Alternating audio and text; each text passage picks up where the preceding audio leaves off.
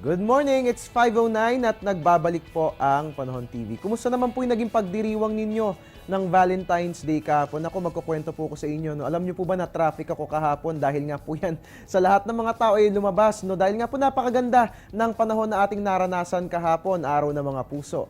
And having said that, magiging maganda nga rin ba ang lagay ng panahon ngayong post-Valentine's Day? Halina tayo yung mag-temperature check sa buong bansa.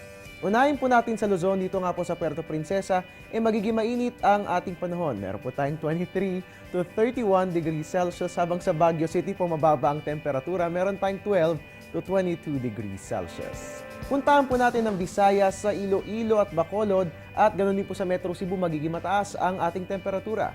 Meron tayong 23 to 30 degrees Celsius at asahan po natin ng mga pag-ulan na dulot ng northeast monsoon. At ang Tacloban po makararanas ng mababang temperatura.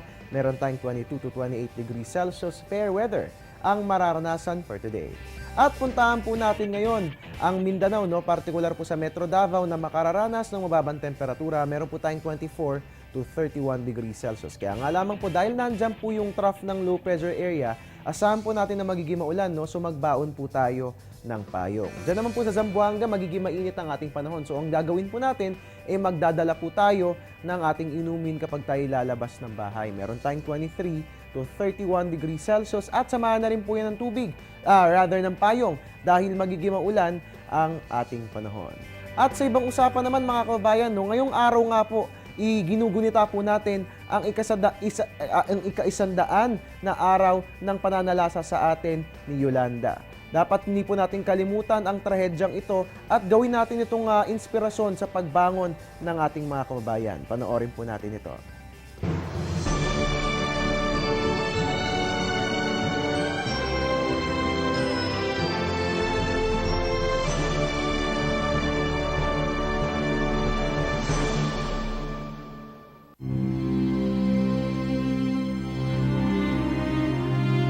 Batay sa World Risk Index na inilabas ng United Nations, pangatlo ang Pilipinas sa most disaster-prone countries sa buong mundo.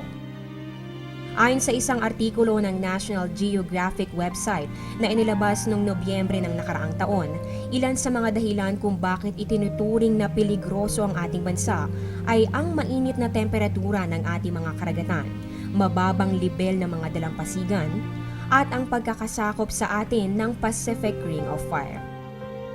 Noong taong 2013, 25 bagyo ang dumaan sa Philippine Area of Responsibility. 9 dito ay nasa ilalim ng typhoon category. Isa na rito ang bagyong Yolanda na nagdala ng di malilimutang bangungot sa ating kasaysayan.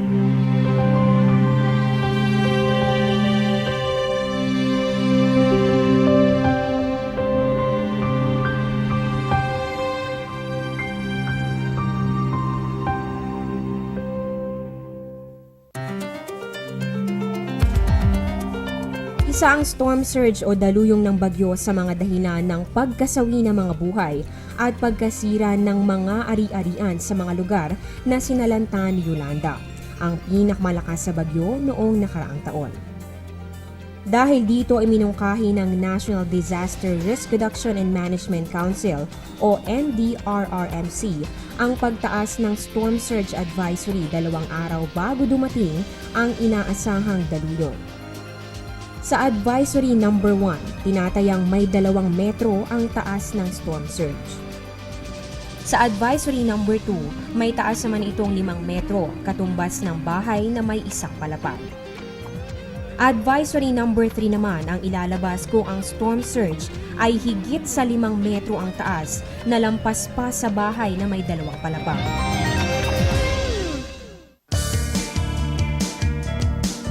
Batay sa isinagawang pag-aaral ng Japan International Cooperation Agency o JICA, 1 hanggang 2 kilometrong layo ang inabot ng storm surge na lumamon sa Tacloban.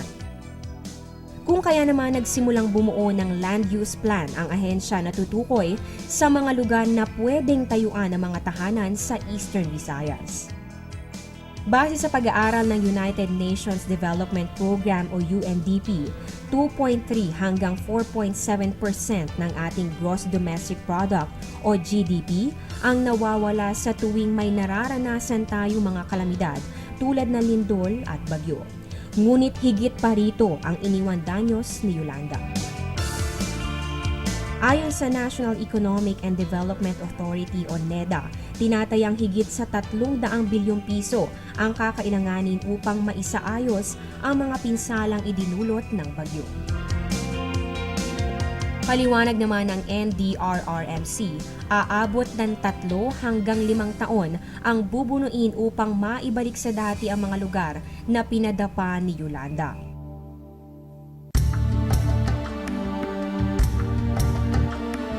Malaking dagok man ang iniwan ng bagyong Yolanda. Isa itong pagkakataon para ating patunayan na mula sa anumang hamon ng panahon, ang mga Pilipino kayang bumangon.